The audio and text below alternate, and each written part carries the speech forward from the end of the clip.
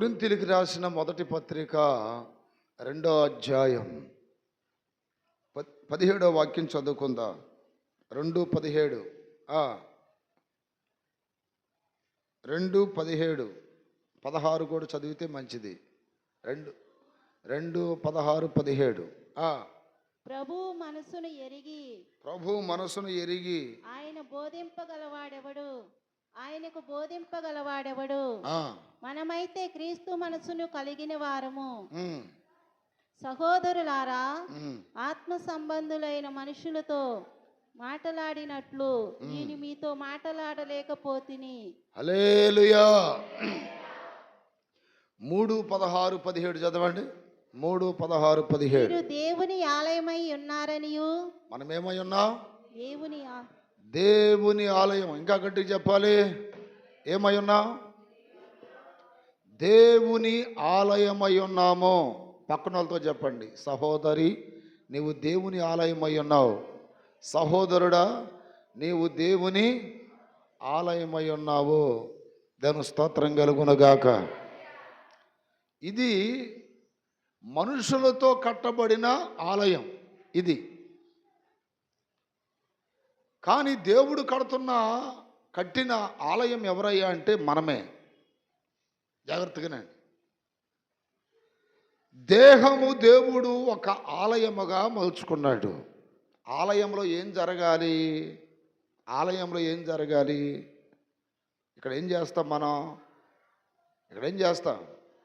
ప్రార్థన చేస్తాం, ఆరాధన చేస్తాం, దేవుని మాటలు వింటాం, మన గోడు దేవుడు చెప్పుకుంటాం, ఆయన మనతో మాట్లాడుతుంటాడు. ఇప్పుడు మీరు దేవుని ఆలయమై ఉన్నారని దేవుడు మనకు చెప్పినప్పుడు, ఇప్పుడు ఈ మందిరంలో ఎలా ప్రార్థనలు జరుగుతాయో ఈ మందిరంలో కూడా ప్రార్థనలు జరగాలి. ఈ మందిరంలో దేవునికి ఎలా ఆరాధన జరుగుతుందో అదే విధముగా ఈ మందిరంలో కూడా దేవునికి ఆరాధన జరగాలి. ఈ మందిరంలో దైవస్వరం ఎలా వింటున్నామో ఈ మందిరంలో కూడా దైవస్వరం వినాలి. అందుకే చెప్తున్నాడు, మీరు దేవుని ఆలయమై ఉన్నారు. గట్టిగా చెప్పండి. ఆలయాన్ని ఇంకా ఏం చేస్తారు చెప్పండి? నిన్నటి కాలంలో ప్రార్థన అయిన తర్వాత చక్కగా సీమోను ఈ ఫ్యాన్లన్నీ తుడిచాడు. కొంతమంది శుభ్రంగా బండ్లో తుడిచారు, కిటికీలు తుడిచారు. ఎంత శుభ్రపరుచుకున్నారు మందిరాన్ని. అదే విధముగా ఈ ఆలయాన్ని కానీ శుభ్రపరచుకోవాలి. మనిషికి మనస్సాక్షి అనేది ఒకటి ఉంటుంది. ఆ మనస్సాక్షి మంచిని చెడుని రెండింటిని చెప్పిద్ది. తప్పు చేస్తే తప్పు చేస్తున్నామని మనస్సాక్షి గద్దించింది. మనస్సాక్షి మించిన బోధకుడు ఎవరు లేరు. మన మనస్సాక్షే నువ్వు తప్పు చేస్తున్నావని చెప్పిద్ది, లేకపోతే నువ్వు రైట్ మార్గంలో వెళ్తున్నావని చెప్పిద్ది. ఇప్పుడు మనస్సాక్షి ఏం చేస్తుందంటే మళ్ళీ గద్దిస్తూ ఉంటే తప్పులు చేస్తున్నప్పుడు. అప్పుడు మనం ఏం చేయాలంటే ఈ మందిరంలో ఉన్నటువంటి ఈ బూజుని లేదా మురికిని ఎట్ట క్లీన్ చేస్తున్నామో ఈ ఆలయంలో ఉన్నటువంటి మురికిని బూజుని క్లీన్ చేసుకోవాలి. దాని స్తోత్రం కలుగునగాక. ఆలయమై ఉన్నారు మీరు. ఆలయముగా ఉండటానికి దేవుడు మనల్ని కొనుక్కున్నాడంట. అదే 1 కొరింథీ 6వ అధ్యాయం 19-20 వాక్యాలు చదివితే, మీ దేహము దేవుని వలన ఈ దేహము దేవుని వలన మీకు అనుగ్రహించబడి మీలో ఉన్న పరిశుద్ధాత్మకు ఆలయమై ఉన్నదని మీరు ఎరుగరా. గమనించండి, ఈ దేహములో పరిశుద్ధాత్మ దేవుడు నివాసం చేయాలంట. ఎవరు నివాసం చేయాలి చెప్పండి? పరిశుద్ధాత్మ దేవుడు. ఏరే వారికి హృదయములో బాప్తిసం పొందిన తర్వాత అవకాశం ఉండకూడదు.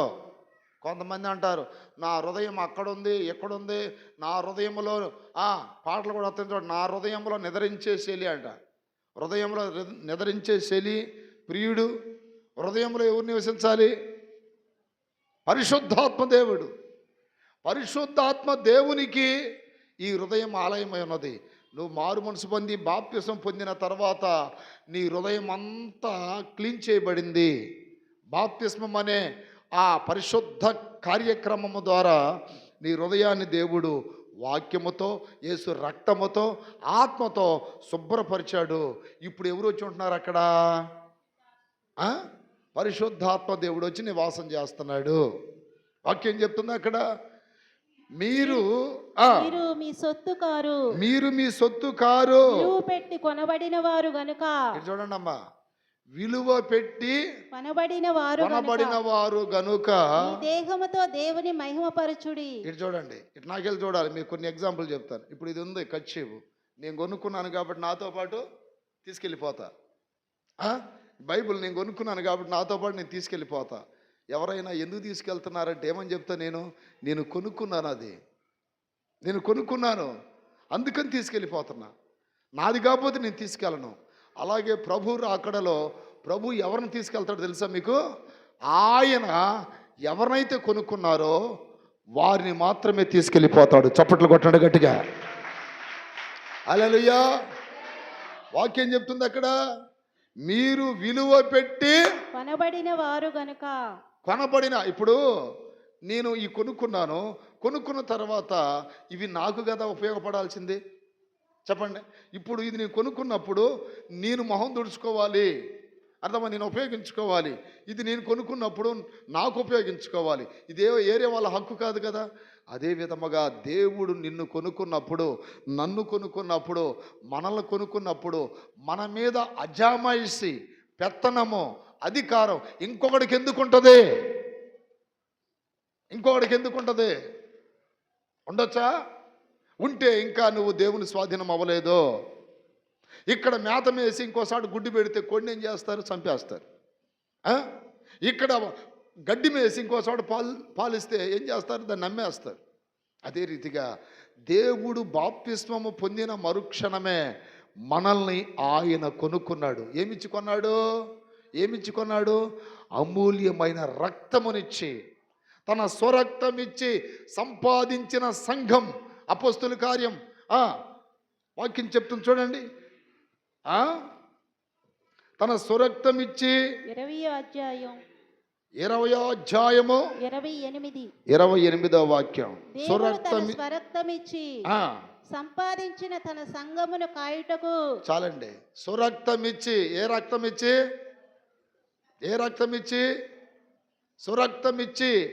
రక్తమిచ్చి కొన్నాడు నిన్ను. హల్లెలూయా. ఆ చివరోళ్ళు చేతులు ఎత్తట్లా, మంపుగా కూర్చున్నారు. గట్టిగా చెప్పండి హల్లెలూయా. చేతులు ఒక 2 నిమిషాలు ఎట్టోపండి. మీలో చాలామందికి ఇంకా నిద్రమత్తు, బయట సలిమత్తు పోలా. దాని స్తోత్రం. ఓపండి. స్తోత్రం బాగా. హల్లెలూయా. ఓకే, ఇప్పుడు చెప్పండి. ఇప్పుడు మనల్ని ఆయన స్వరక్తమిచ్చి సంపాదించి కొన్నాడు కదా. కొన్న తర్వాత ఆయన ఇష్టం, మనల్ని ఎక్కడికైనా ఎత్తుకొని పోతాడు, ఎక్కడికైనా తీసుకెళ్తాడు. ఇంకొక వ్యక్తి వచ్చి ఎక్కడికి వెళ్తున్నావు, వెళ్ళటానికి వీల్లేదంటే నువ్వేమని చెప్పాలి? నేను నా సొత్తు కాదు. నన్ను ఎవరు కొన్నారు? దేవుడు కొన్నాడు. ఈరోజు నా మీద నీ పెత్తనం ఏంటి? బాప్తిస్మం పొందకముందు నేను ఒకవేళ నీ సొత్తు కావచ్చు, నేను నా సొత్తు కావచ్చు. బాప్తిస్మం పొందిన మరుక్షణమే నేను ప్రభుకి సొంతమయ్యాను, ఆయన దాననయ్యాను, ఆయన నా ప్రియుడయ్యాడు. ఆయన చెప్పినట్టు చేయటము నా బాధ్యత. ఎందుకనంటే ఆయన నన్ను కొనుక్కొని ఆయనకి ఒక ఆలయముగా మార్చుకున్నాడు. చప్పట్లు కొట్టండి గట్టిగా. హల్లెలూయా. ఇప్పుడు ఈ చేతులు ఎవరే? చెప్పండమ్మా. దేవుడియేగా. కాళ్ళు ఎవరే? దేవుడి. హృదయం ఎవరిది? దేవుడిది. నోరు ఎవరిది? దేవుడిది. అవయవాలన్నీ ఎవరి? కొనుక్కున్నాడు కదా, సురక్తం ఇచ్చి సంపాదించుకున్నాడు మనల్ని. ఇప్పుడు మనము ఈ అవయవాలతో నీతి కార్యాలు చేయాలి. నీతికి సాధనాలుగా ఈ అవయవాలు వాడబడాలి.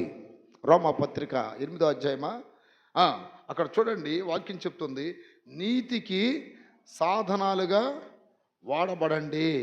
వాక్యం తెలియనటువంటి చాలామందికి అసలుకి బాప్తిసం పొందిన తర్వాత ఎలా బ్రతకాలో తెలియదు, ఎలా ఉండాలో తెలియదు. లోక సంబంధమైన కార్యాలకు ప్రాముఖ్యతనిచ్చి దేవుని ఆత్మ సంబంధమైన కార్యాలకి ప్రాముఖ్యతనెవ్వరో దాని స్తోత్రం కలుగునగాక. నా ప్రియమైన బిడ్డలారా, నేను ప్రభువాడనయ్యాను, ప్రభు దాననయ్యాను, నా మీద అధికారము నా మీద అధ్యాయమాయిసి మొత్తం అయిందే. ఇక ఎందుకని? కొనుక్కున్నాడు కాబట్టి దాని స్తోత్రం కలుగునగాక. ఏమని రాయబడింది? రోమపత్రిక దాని స్తోత్రం, నీతికి మీ అవయవాలు నీతికి సాధనాలుగా వాడబడాలి. దేవుని స్తోత్రం కలుగునగాక. నా ప్రియమైన బిడ్డలారా, చూడండి 6వ అధ్యాయం వాక్యం చెప్తుంది 12, 13. కాబట్టి శరీర దురాశలకు లోబడినట్టుగా సావునకు లోనైన మీ శరీరమందు పాపమును ఏలనీయుకుడి. బాప్తిసం పొందిన తర్వాత ఇక పాపం ఏలకూడదంట. బాప్తిసం పొందిన తర్వాత, రక్షించబడిన తర్వాత మనలో ఏలుబడి దేవునిదై ఉండాలి, పరిశుద్ధాత్ముడిదై ఉండాలి. పాపం ఏలకూడదు. బాప్తిసం పొందిన తర్వాత మరలా కొంతమంది, చాలామంది పాపాలు తప్పులు చేస్తున్నారంటే వారికి నిజంగా వాక్యము తెలియదు. వారు చెట్టు పేరు చెప్పుకొని కాయలు అమ్ముకుంటున్నారు. జాగ్రత్తగానండి. చర్చి పేరు చెప్తారు, పాస్టర్ గారి పేరు చెప్తాడు, మినిస్ట్రీ పేరు చెప్తారు. మాది ఆ చర్చి అండి, మాకు ఈ పేరు ఉందండి, ఆ పేరు. నీ పేరు చెప్పుకుంటే నీ బ్రతుకు మారిందా? చెప్పండి. నీ పేరు చెప్పుకుంటున్నావు, నీ పెద్ద చర్చికి వెళ్తున్నానని, నీ బ్రతుకు మారిందా? ఇంకా నీలో పాపం జరుగుతుంది, నువ్వు అతిక్రమ క్రియలు చేస్తున్నావు, నీలో మార్పేది. నేను మిమ్మల్ని అందరిని అడుగుతున్నా, 10,000 మంది పాపంలో ఉంటే ఆ పాపం కలిగిన వాళ్ళని దేవుడు ఇష్టపడతాడా? 10 మంది పరిశుద్ధంగా ఉంటే పరిశుద్ధమైన వాళ్ళని ఇష్టపడతాడా? మీరు చెప్పండి. ఎవరిని ఇష్టపడతాడు దేవుడు? కదా, పరిశుద్ధమైన వాళ్ళు 10 మంది ఉన్నా వాళ్ళని ఇష్టపడతాడు దేవుడు. పాపిష్టి ప్రజలు 10,000 మంది ఉన్నా దేవుడికి ఎందుకు ఇష్టం? అలాంటి వాళ్ళు ఇష్టపడతాడా? ఇష్టపడ్డాడు. ఈరోజు నా ప్రియమైన బిడ్డలారా, బాప్తిస్మం పొందిన తర్వాత నీలో పాపం అనేది ఏలుబడి చెయ్యకూడదు. చేతులు పైకెత్తి గట్టిగా చెప్పండి. మీకు చిన్న విషయం చెప్తాను. పేడ పురుగు అలాగే తేనెటీగ రెండు వేరువేరుగా బ్రతుకుతున్నాయి. ఒకరోజు తేనెటీగ ఏం చేసిందంటే పేడ పురుగు దగ్గరికి వచ్చి, పేడ పురుగా నేను నీతో స్నేహం చేయాలనుకుంటున్నాను. ఇప్పుడు దాకా మన రుసులు వేరు, ప్రాంతాలు వేరు, జాతులు వేరు, మన కులాలు వేరు. ఇప్పుడు మనిద్దరం స్నేహం చేద్దాం. కాకపోతే నీవు ఇప్పుడు దాకా పేడలో తిరుగుతున్నావు, పేడ చాలా కంపైనది, చాలా దుర్వాసన. ఇదిగో ఒక్కసారి నేను తేనె తాగేదాన్ని కదా, నా తేనె తాగి నాతో సహవాసం చేయమంటే అది అన్నది ఎవరో ఈ పేడ పురుగు. ఓకే, నీతో స్నేహం చేస్తాను. సరే, నువ్వేదో తేనె అంటున్నావు కదా, రుచిగా ఉంటుంది అంటున్నావు కదా, మధురంగా ఉంటుంది అంటున్నావు కదా, ఒకసారి తీసుకొచ్చి నాకి నేను తింటాను అన్నది. ఈ తేనెటీగ ఏం చేసిందంటే, నా ప్రియమైన బిడ్డలారా, అది స్టాక్ చేసుకున్నటువంటి తేనెని కొంత తీసుకొచ్చి దానికి ఇస్తే తాగి ఈ తేనెటీగకి చూసిందంట పేడ పురుగు. చూసి ఈ తేనెటీగ అనుకుంటుంది ఏం చెప్పిద్దో సమాధానం విందామని అలా చూస్తున్నప్పుడు పేడ పురుగులో ఏ మాత్రం ఆనందకరమైనటువంటి ముఖ కవలికలు లేవు. ఈ తేనెటీగ అడుగుతుంది, ఎట్లా ఉంది తేనె? ఎట్టుంది? మామూలుగానే ఉంది, పెద్ద రుచేమే లేదు. ఓహో, ఈ తేనె కాదు, ఇంకా శ్రేష్టమైన తేనె తేవాలని మరలా ఇంకో చాట పోయి ఇంకొక తేనె తీసుకొచ్చి రుచికరమైనది ఇస్తే ఆ పేడ పురుగు అది తిని ఎట్లా ఉంది అనే తేనెటీగ అడిగితే ఎట్లుంది? మామూలునే ఉంది, ఆ పేడలాగే ఉంది అంటుంది. దేవుని స్తోత్రం. అంతకంటే ఇంకా శ్రేష్టమైన తేనె తీసుకొస్తే అది కూడా తాగి మళ్ళీ ఏమంటుంది? పెద్ద తేడా ఏమే, పేడ ఇది ఒకేలాగుంది అనగాని తేనెటీగకి బాధ కలిగింది. ఇంత మధురమైన తేనె రకరకాలది ఇచ్చినా దీని నోట్లో ఎందుకని అట్లా మధురమైన రుచి కలగట్లేదు, పేడ రుచి కలుగుతుందంట. ఇంతగా ఒకసారి ఏం జరిగిందో ఏంటో దాన్ని నోరు చూద్దామని చెప్పి ఓ పేడ పురుగా ఒక్కసారి నీ నోరు తెరిచి చూపించు అని తేనెటీగ అడిగితే ఆ నోరు తెరిచిందంట. నోరు తెరవగానే ఆ పేడ పురుగు బుగ్గన ఏముందో తెలుసా? పేడ ఉంది, పేడ ఉంది. అప్పుడు అంటాం తేనెటీగ, నేను ఇంత శ్రేష్టమైన మధురమైన తేనె తీసుకొచ్చిన అన్ని పేడ వాసన పేడ రుచి పేడలాగే ఉందని అంటున్నావే, దీనికి గల కారణం ఏంటంటే నేను తెచ్చిన తేనెది కాదు లోపం, నీ బొగ్గునున్న పేడది లోపము. ఆ పేడ పూర్తిగా క్లీన్ చేసుకొని చక్కగా కడుక్కొని బ్రష్ చేసి ఆ తర్వాత తేనెను ముట్టుకో, తేనె రుచి చూడు ఎంత మధురంగా ఉంటుందో నీకు అర్థమైంది అని తేనెటీగ చెప్పిందంట. నా ప్రియమైన బిడ్డలారా, అప్పుడు ఈ పేడ పురుగు అంటుందంట, నాకు నా పేడే రుచి, నాకు నా పేడే రుచి.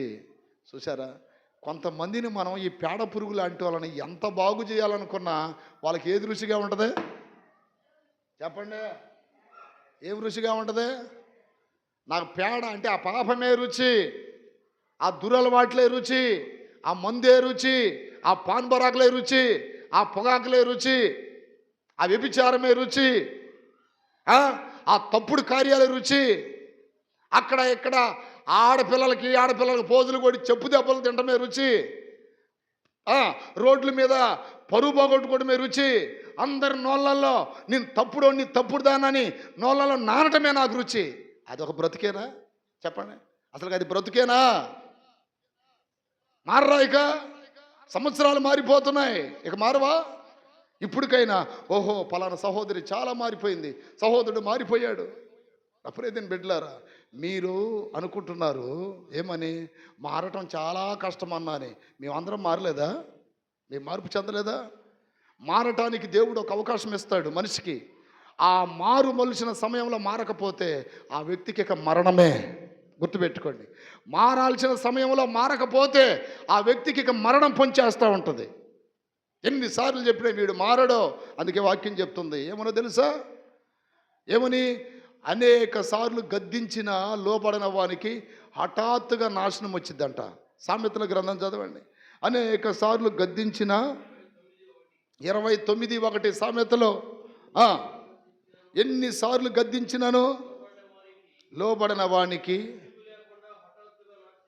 ఏమనుకుంటున్నారు నా గురించి? పక్కంటో వాళ్ళు ఏమనుకుంటున్నారు, అక్కడేమనుకుంటున్నారు, ఇక్కడేమనుకుంటున్నారు? బ్రతుకు మారదాయిక మారలేకపోతున్నాను అంటారా? ఉపవాసాలు ఉండండి. మారలేకపోతే ఉపవాసం ఉండండి. నేను మిమ్మల్ని అందరిని అడుగుతున్నా, కనీసం మీ ఇంట్లో వాళ్ళని నేను నమ్ముతారా? నువ్వు మారావని మీ ఇంట్లో వాళ్ళు నమ్ముతారా? కనీసం నీ భార్యను నమ్మిద్దా? భర్తను నమ్ముతున్నాడా? నీ పిల్లల్ని నమ్ముతున్నారా? అరే, నీ ఇంట్లో వాళ్ళు నిన్ను నమ్మకపోతే నీ బ్రతుకు కుక్క బ్రతుకు ఒకటేగా, నీ బ్రతుకు పంది బ్రతుకు ఒకటేగా. ఒకప్పుడు పందివి కుక్కవే, ఇక మారాలి కదా. మారాడు, మార్పు చెందాడని ఒక చరిత్ర పుట్టించాలిగా. దాని స్తోత్రం కలుగునగాక. మారండి, మారండి. అదిగో ఆ పేడ పురుగు ఎంత తేనె రుచి చూపించినా నాకు ఈ తేనె రుచి అనిపించట్లా, పేడే రుచి అనిపిస్తుందంట. అంటే దానికి గల కారణం ఏంటంటే ఇంకా పేడ క్లీను అవ్వలేదు. బాప్తిసం పొందిన దేవుని బిడ్డలారా, మీరు ఇంకా సంపూర్ణంగా క్లీన్ చేయబడాలి. అప్పుడు మాత్రమే మీ దేహము దేవాలయముగా మార్చబడిద్ది. గట్టిగా చెప్పండి. నా భార్య మందిరానికి వెళ్తుంది, భర్త గమనిస్తుంటాడు ఏమన్నా మార్పు వచ్చిందా అని, ఏమన్నా మార్పు వచ్చిందా అని. ఒక సహోదరి చర్చికి వస్తుంది. ఒకరోజు పాస్టర్ గారు ఆ సహోదరి భర్తని అడిగాడు, అన్నయ్య అక్కొస్తున్న చర్చికి నువ్వు కూడా రావచ్చు కదా అంటే, నేను మందిరానికి వస్తే నోరు పెరిగిద్దని రావట్లేదు అన్నాడంట. మందిరానికి వస్తే నోరు పెరగటం ఏంటయ్యా అంటే, అటది ఇది మందిరానికి వచ్చి దాదాపు 10 ఏళ్ళు అయిందిగా, దీని నోరు ఏడ తగ్గింది, దీని బ్రతికేడ మారింది. ఆ మాట ఎంతమందికి అర్థమవుతుంది? సన్నిధికి వస్తున్న మీరు మారాలి. మీ భర్తను ఎవరో పాస్టర్ గారు వచ్చి మార్చడో, మీ బ్రతుకులు మారుస్తాయి. మీరు ఇంటికాడ ప్రవర్తించే ప్రవర్తన, వ్యవహరించే వ్యవహారాన్ని బట్టి వాళ్ళు మారుతారు. అర్థమైంది? పాస్టర్ గారు వచ్చి మారు మారు మారు, నిజంగా అంత నోరుందా నా భార్యకి అని అడిగి, నీ భార్యకి అని అంటే, ఉందండి. ఒకరోజు మా భార్య డ్యూటీకి వెళ్ళిద్ది కదా, నువ్వు విజిటింగ్ అని సింగల్గా రా. సింగల్ ఏ టయానికి రావాలి? మా భార్య వచ్చేలకు 5 అయింది, నువ్వు 4:30కే రా పాస్టర్ గారు అన్నాడు. దాని స్తోత్రం. 4:30కి వెళ్ళాడు. ఏమో చర్చిలోనేమో చాలా పరిశుద్ధంగా కనపడుతుంది, చర్చిలో చాలా దీనిలోలా కనపడిద్ది. ఏంటి ఇంత భయంకరమైన మాట అన్నాడు ఈ భర్త అని 4:30కి వెళ్ళాడంట. వెళ్ళిన తర్వాత ఇంట్లో మచ్చుంటే మచ్చుకి నిచ్చినేసాడంట. ఎవరో ఆ ఇంటి సహోదరుడు పాస్టర్ గారిని అన్నాడంట, పైకి వెళ్ళి కూర్చో పాస్టర్ గారు, కొంచెం నేను గుడ్డ కప్పుతా నీకు అన్నాడంట. దేని స్తోత్రం. పైకి ఎక్కండి, గుడ్డ కప్పుతాను. ఏరా బాబు, ఇష్టం కానీ పిలిచేది పైకి ఎక్కి గుడ్డగా కప్పేస్తాను అంటున్నావు, ఇది అంటే లేదండి, ఒక్క 5 నిమిషాలు ఉండండి, మా భార్య వస్తుంది కదా, ఇప్పుడు ఏం మాట్లాడుతుంది నువ్వు విందు కానీ. దేని స్తోత్రం. నిన్ను చూడగానే ఆత్మీయ భాష వస్తుంది. ఏ భాష? ఆత్మీయ భాష. వందనాలు అయ్యగారు, వందనాలండి, వందనాలండి. నువ్వు కాసేపు అక్కడ మౌనంగా ఉండి ఆ ముసుకేసుకో, ఇప్పుడు వస్తుంది. రా పాస్టర్ గారు, అసలుకి ఏంటి నిజంగా నేను చెప్తున్న వాక్యం వీళ్ళలో క్రియ చేయట్లేదు. ఆయన బాధతో పాపం ఎక్కి ఆ తెర వెనకాల కూర్చున్నాడు. ఈలోపు అమ్మగారు బ్యాగ్ ఊపుకుంటూ వచ్చి ఇసిరి పడేసి, ఏయ్ టీ తీసిరా. ఎవరినే? భర్తనే. ఏయ్ టీ తీసిరా, పొద్దున అంట్లన్నీ ఆడ పడేసాంగా, తోమేవా లేదా?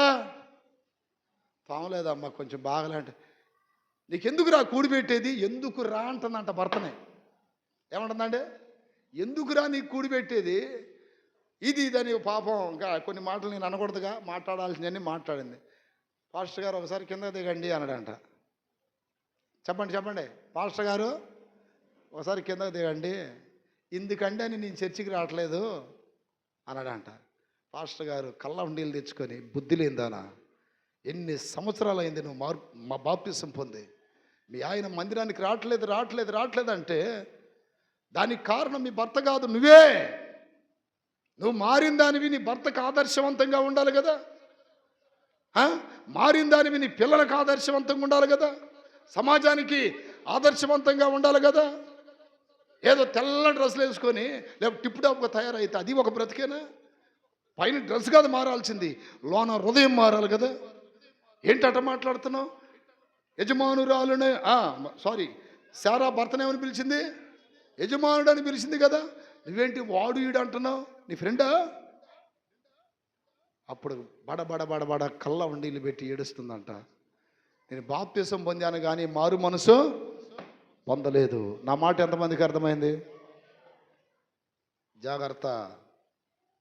మీకందరూ చెప్తున్నా, ముందు మీ భర్తల్ని చక్కగా చూసుకొని ఇల్లు చక్కబెట్టుకున్న తర్వాతే మందిరానికి రండి. అర్థమైందా? మీ భర్తలు వచ్చి మమ్మల్ని తిట్టి మా గురించి చెడ్డగా మాట్లాడినంత దాకా తీసుకురావద్దు. ముందు ఇల్లు చక్కబెట్టుకొని మందిరాలకు రండి. ఎంతమందికి అర్థమైంది మాట? హల్లెలూయా. ముందు ఇల్లు చక్కబెట్టుకోండి, చక్కగా భర్తతో సమాధానపడి మందిరానికి రండి. ఎందుకనంటే అక్కడ నువ్వు మారావా లేదన్నది మేము గమనించం, వాళ్ళు గమనిస్తారు. పనుల దగ్గరికి వెళ్ళిన కాడ, లేకపోతే వ్యాపారాలు చేసే స్థలాల్లో, కాలేజీలలో, స్కూళ్ళలో మార్పు కలిగింది, మారు మనసు వచ్చింది. ఒక అతను బస్సు ఎక్కాడంట. బస్సు ఎక్కిన తర్వాత టికెట్కి డబ్బులు ఇచ్చాడు. డబ్బులు ఇచ్చిన తర్వాత ఆ కండక్టరు తగినంత ధనం తీసుకొని మిగతా చిల్లర ఇచ్చేసాడు. ఇచ్చిన తర్వాత ఈ ఇచ్చిన వ్యక్తి ఆ చిల్లర తీసుకొని టికెట్ తీసుకొని ఏం చేశాడు తెలుసా? అబద్ధం ఆడాడు.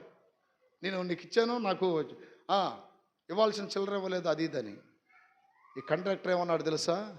3 రోజుల కింద నేను మారాను, బాప్తిసం పొందాను.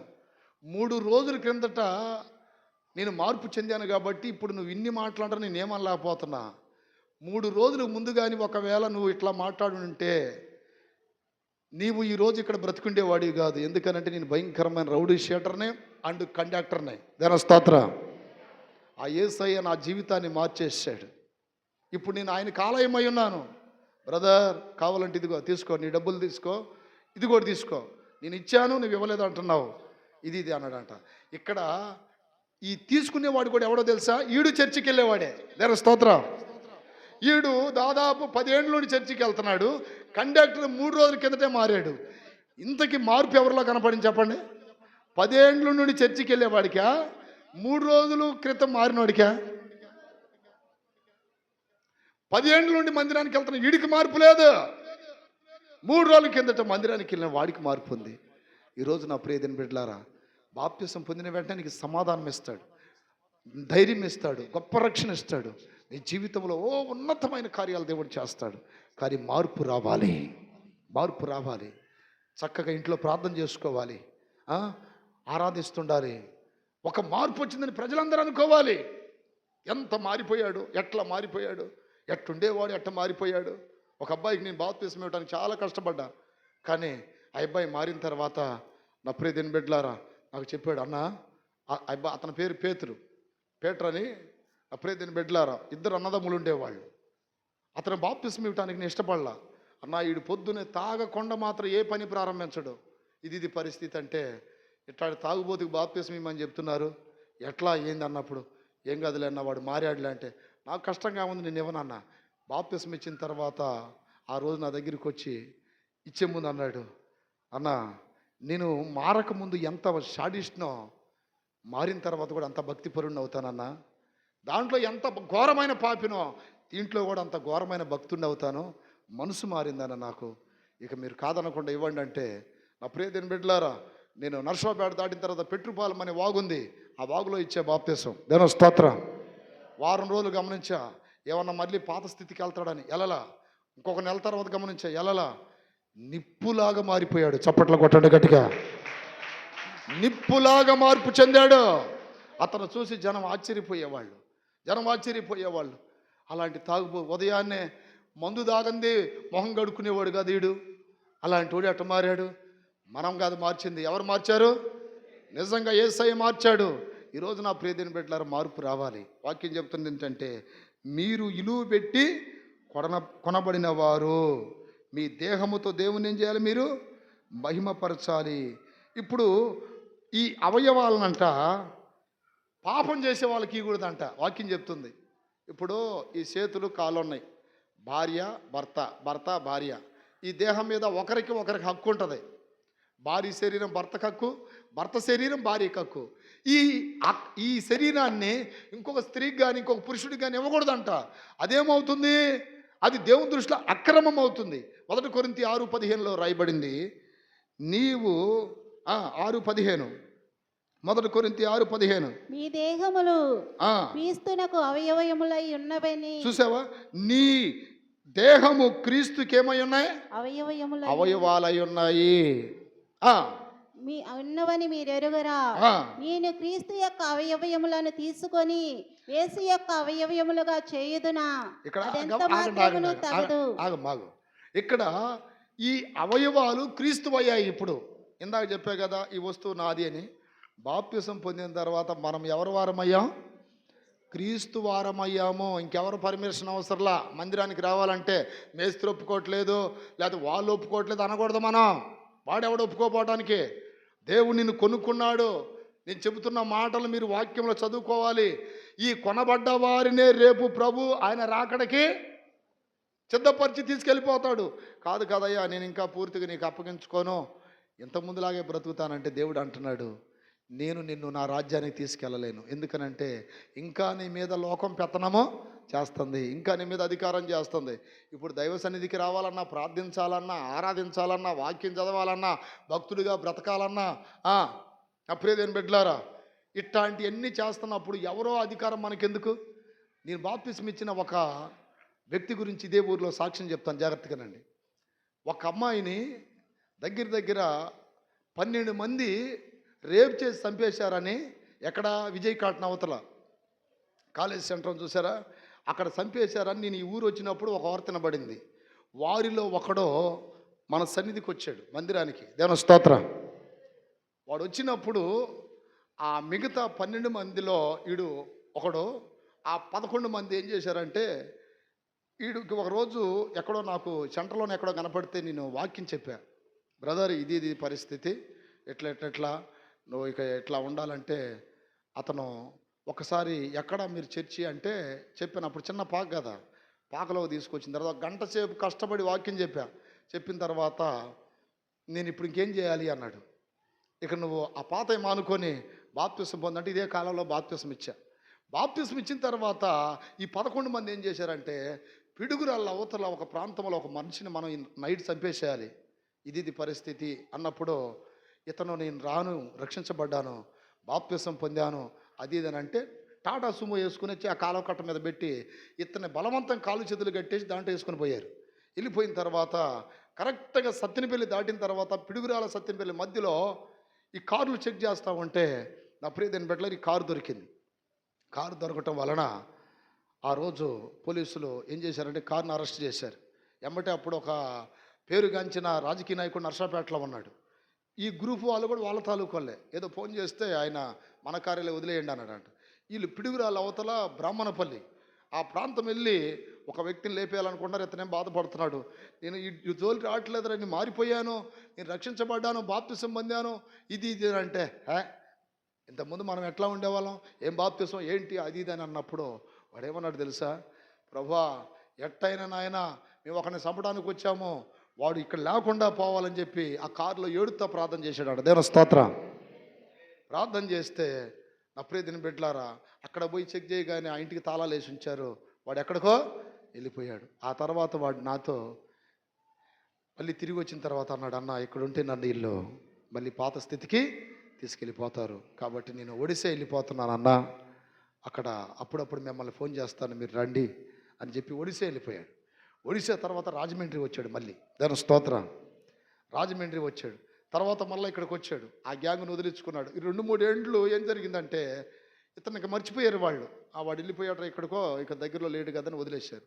అంటే రక్షించబడ్డ వ్యక్తి తన పరిశుద్ధతని కాపాడుకోవటానికి ఏం చేశాడు కదా, రాష్ట్రాన్ని వదిలిపెట్టి వెళ్ళిపోయాడు. ఈ రోజున అడ్డదిడ్డాల సహవాసాలు మీకు ఉంటాయి కదా, బాప్తిసం పొందకముందు ఉన్నటువంటి సహవాసాలు ఈరోజు ఎందుకు వదిలిపెట్టలేకపోతున్నావు? బాగుపడాలని లేదా, మార్పు చెందాలని లేదా? దేవుడిచ్చిన ఈ అవయవాలని వేశ్యలకు అప్పగించకూడదని వాక్యం చెప్తుంది. లేదు ఆమెతోనే సహవాసం, ఆయనతోనే సహవాసం.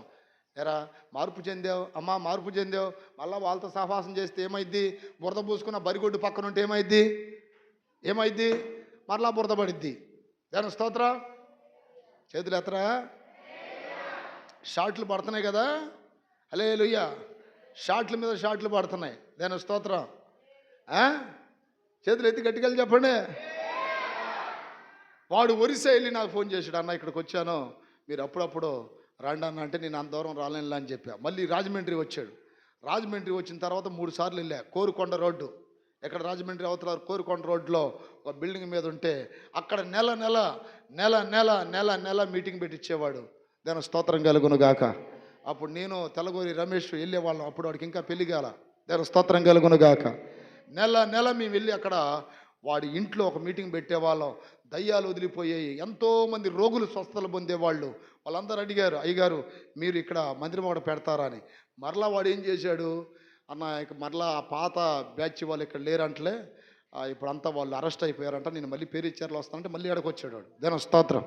ఎందుకు ఈ విషయాలు చెప్తున్నానంటే మార్పు చెందిన తర్వాత నీలో ఒక మార్పు రావాలి. ఈ అవయవాలు క్రీస్తుకు సంబంధించినవి, ఆయనకి మాత్రమే వాడబడాలి. దాని స్తోత్రం కలుగునుగాక, స్తోత్రం కలుగునుగాక. అక్కడ ఏమంటున్నాడంటే క్రీస్తు అవయవాలను తీసుకెళ్ళి వేశ్యకు అప్పగిస్తారా? వేశ్య అంటే ఎవరండి? డబ్బు కొరకు శరీరం అమ్ముకునే దాన్ని ఏమంటారు? వేశ్య. ఈ శరీరాన్ని తీసుకెళ్ళి వేశ్య దగ్గరికి నేను వెళ్ళొచ్చా అంటే, మన భాషలో చెప్పాలంటే నేను రక్షించబడిన తర్వాత నేను క్రీస్తు బిడ్డనయ్యాను, ఈ అవయవాలు దేవుడి, ఒక భార్యకి హక్కుంది, భర్తకు హక్కుంది, ఈ అవయవాలు తీసుకెళ్ళి మరలా ఇంకొక స్త్రీతో ఇంకొక పురుషుడితో నేను పాపం చేయొచ్చా అనేది ప్రశ్న అక్కడ. అర్థమైందా? అందుకని వాక్యం చెప్తుంది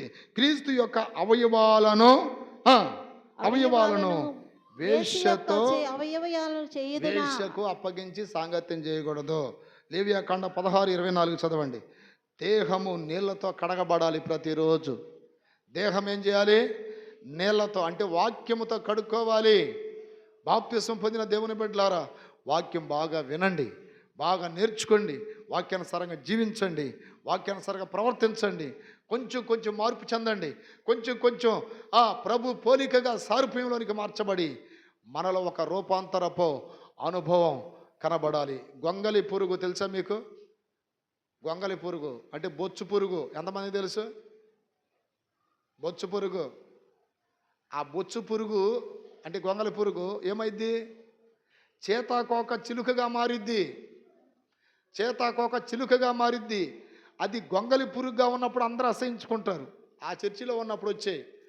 మరలా రేపు వర్షాకాలం వస్తాయి ఇన్ని. ఈ గొంగలి పురుగులు ఆ గోళ్ళ మీద అక్కడ ఇక్కడ పాగుతూ ఉన్నాయి. ఆడ పాగుతున్నాయని ఈడ మందిరం కట్టింది. దాని స్తోత్రం. చాలాసార్లు తీసేసాం కానీ అయినా వస్తూనే ఉండి. ఆ తర్వాత ఇక్కడ ఇంక రెండో స్టేర్లో ఇది మందిరం కట్టడం జరిగింది. అయితే అవి చేతాకోక చిలుకలుగా మారిపోతాయి. గొంగలి పురుగుగా ఉన్నప్పుడు ఎవడు ఇష్టపడడు, కానీ చేతాకోక చిలుకగా మారినప్పుడు అందరూ ఇష్టపడతారు. చప్పట్లు కొట్టండి గట్టిగా. హల్లెలూయా, హల్లెలూయా.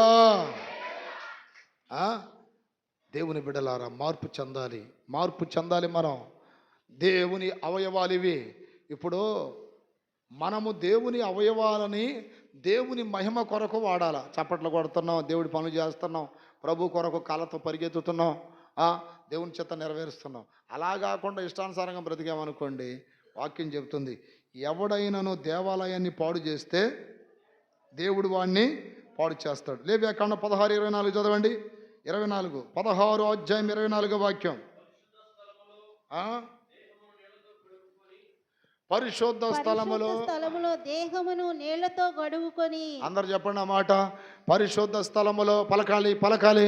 పరిశుద్ధ స్థలములో దేహమును నీళ్లతో కడుక్కోవాలి. చూడండి, బాప్తిసం పొందిన దేవుని బిడ్డలారా, రక్షించబడ్డ వారులారా, దైవ సన్నిధికి వస్తున్న వారులారా, దేహమును ప్రతిరోజు నీళ్లతో కడుక్కోవాలంట.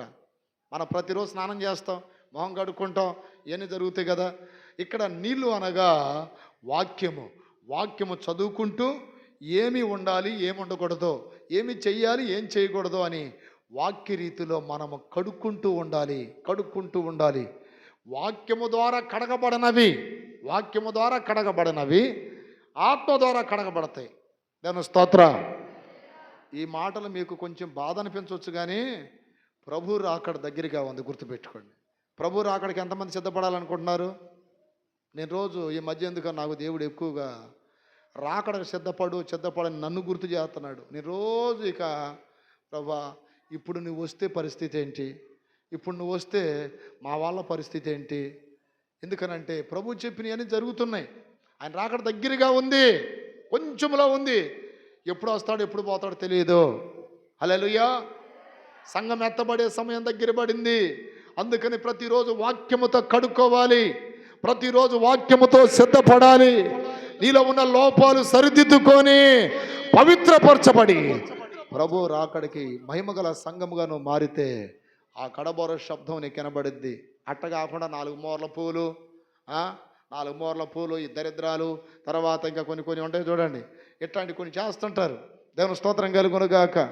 ఏది ఇంకా కిల్లీలు, బొల్లీలు, తర్వాత కైనీలు, హల్లెలూయా, ఇట్లాంటి కొన్ని జరుగుతున్నప్పుడు నీలో మార్పు వచ్చినట్టు కాదు. ఎందుకంటే ఆ వేషాలు దేవుని బిడ్డలకి పరిశుద్ధమైన అలంకారం ధరించాలి కదా, పరిశుద్ధంగా మార్పు చెందాలి కదా. ఇంకా ఏం ఆశ ఉంది నీకు భూమి మీద? అప్పుడే దేని బిడ్డలారు, ఏ క్షణాన్ని ఏం జరుగుతుందో తెలియదు. దాని స్తోత్రం కలుగునుగాక. నిన్న పక్క మహారాష్ట్ర ఉందా, విమానంలో వెళ్తున్నటువంటి ఒక డిప్యూటీ సీఎం విమానం కూలిపోయి ఒక్క దెబ్బకు పోయాడు. దాని స్తోత్రం కలుగునుగాక. విమానంలో ఉన్న ఫ్లైట్లు చచ్చిపోయారు, లోన ఉన్నటువంటి రాజకీయ నాయకులు చచ్చిపోయారు, ఈయన చచ్చిపోయాడు. ఎంత అల్పమైన జీవితం అండి ఇది. చనిపోయే నాటికి మనం పరిశుద్ధంగా చనిపోవాలి కదా.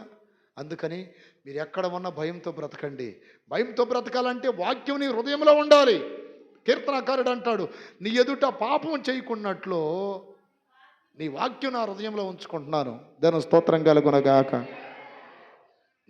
నీ వాక్యం నా హృదయంలో ఉంచుకుంటున్నాను. ఈ ఏరియాలో ఒక దరిద్రం ఏంటంటే, నేను ఎంత మొత్తుకుంటున్నాను కదా, ఎంత మొత్తుకుంటుంటే చెవిటోడు ముందు శంఖమూదినట్టు ఉంటుంది. ఇక్కడ నేను వాక్యం ఎంత చెప్తావు అంటే ఇంకోటి వచ్చి చెప్తాడు, లేదు మాంత్రికుడి దగ్గరికి వెళ్ళొచ్చు, పూజలు చేయొచ్చు, తాయితలు వేసుకోవచ్చు, మీ జెర్మియా పాస్టర్ గారు చెప్పేది అన్ని అబద్ధాలే. హల్లెలూయా.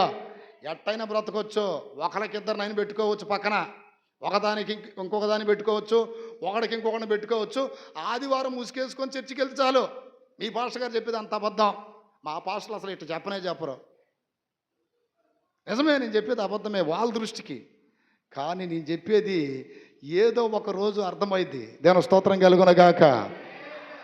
ఈ నగరాలు నొక్కుంటా ఎట్టంటే అట్ట భక్తి చేస్తే అవి నచ్చుతున్నాయి. లేదు లేదు, మనం మాంత్రికుడి కాడికి వెళ్ళాలి, తాయితీ లేపించుకోవాలి, ఈ పనికి మాల పనులు చేయాలి, మళ్ళీ పాస్టర్ గారు ప్రార్థన చేయండి అని మళ్ళీ ఇట్టానాలా. ఇష్టపడతాడు దేవుడు? ఇష్టపడతాడా?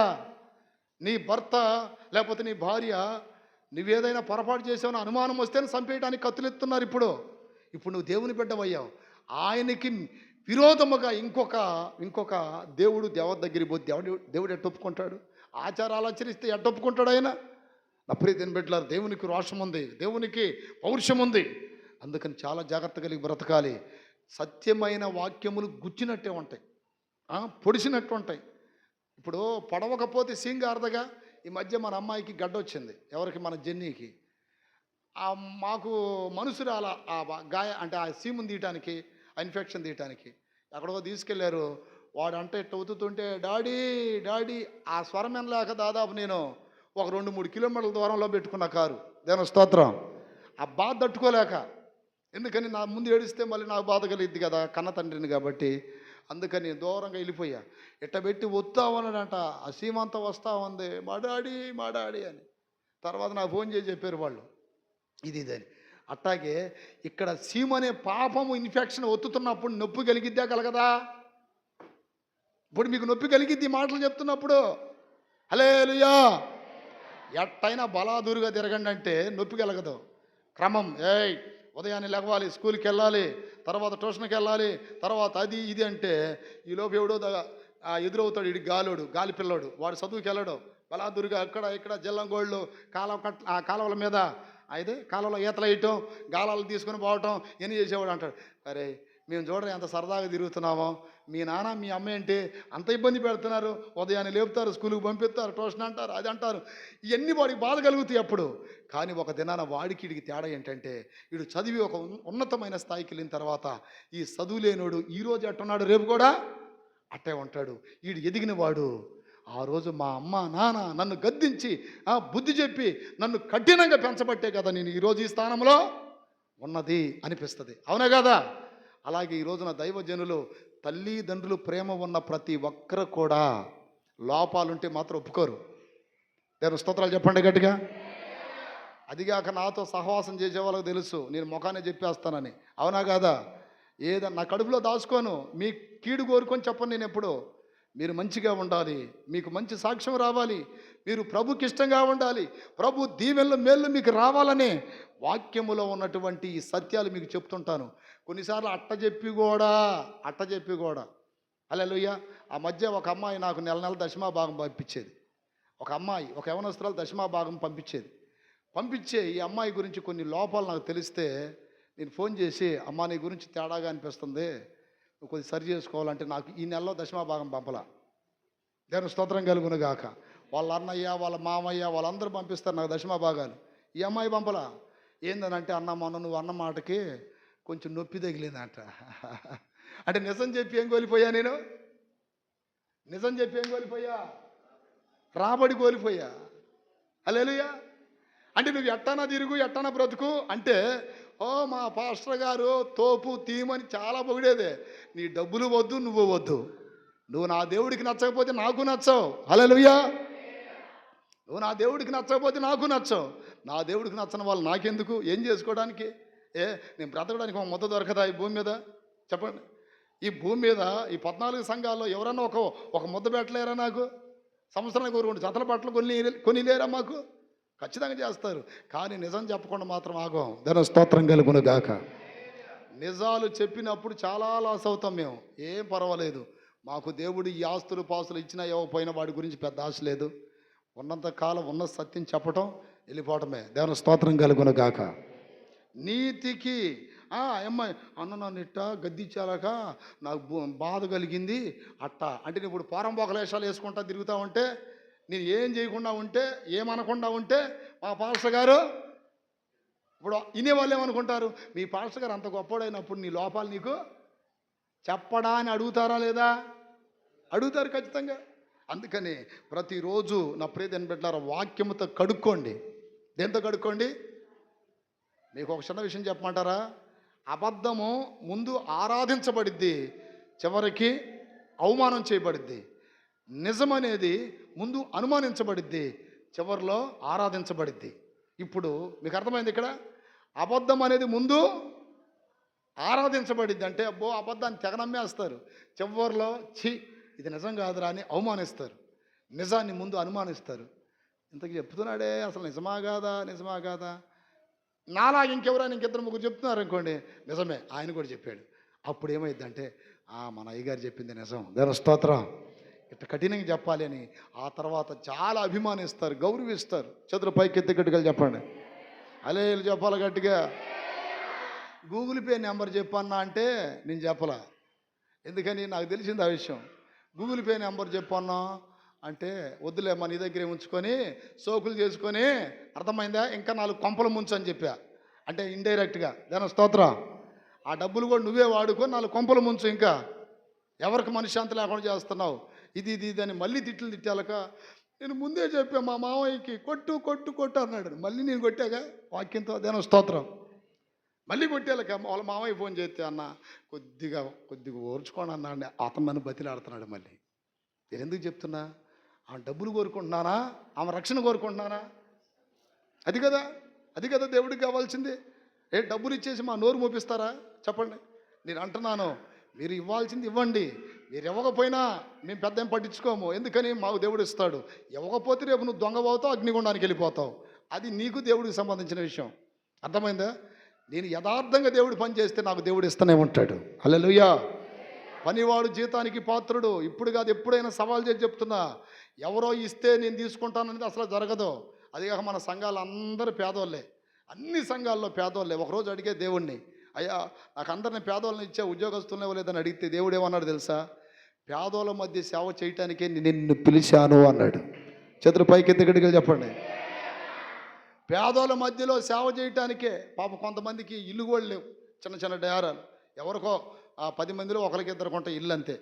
చాలామందికి అసలు ఇల్లులు కూడా లేని వాళ్ళు ఉన్నారు. దేవుడు అన్నాడు, వాళ్ళే నీకు పెద్ద ఆస్తి, అక్కడ పరిచర్య చేయటానికి నిన్ను పిలిచింది అని చెప్పినప్పుడు ఏదో ఒక రకంగా దేవుడు పని చేస్తున్నాం కదా, అట్లానే సంతోషపడుతున్నాం. వాళ్ళని ముత్యాలు, రత్నాలు, వజ్రాలు అనుకుంటున్నాం. అప్పుడైతే బిడ్డలారా, ఎట్ట కూడా నన్ను విమర్శించిన పాస్టర్లు ఉన్నారు కొంతమంది. అర్థమైంది, మీ సంఘాలకు పేదోళ్ళే వస్తారని. పేదోళ్ళే కదా కావాల్సింది. దేవుడేమన్నాడు? పేదలైన మీరు ధన్యులు. లోకాసువార్త 20వ అధ్యాయం 6వ వాక్యం చదవండి.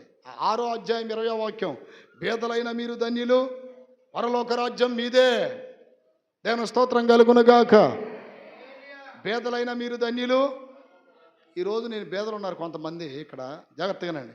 నేను వాళ్ళని గద్దిస్తున్నా, నోరు ఎత్తరు నాకు దగ్గర, గద్దిస్తా, ఒకసారి బుద్ధి చెప్తా. సరేనన్నా సరేనా, అదే ఉన్నోడిని గద్దియండి. ఇదే ఇక్కడ కాలేజ్ సెంటర్ దగ్గర సెంట్రల్ గవర్నమెంటు ఒక స్కూల్ ఉంది, అక్కడ మీకు తెలుసలేదు. అక్కడ నుండి ఒక అతని పేరు చెప్పను, నా దగ్గరికి వచ్చాడు కాలు చేతులు పడిపోతే.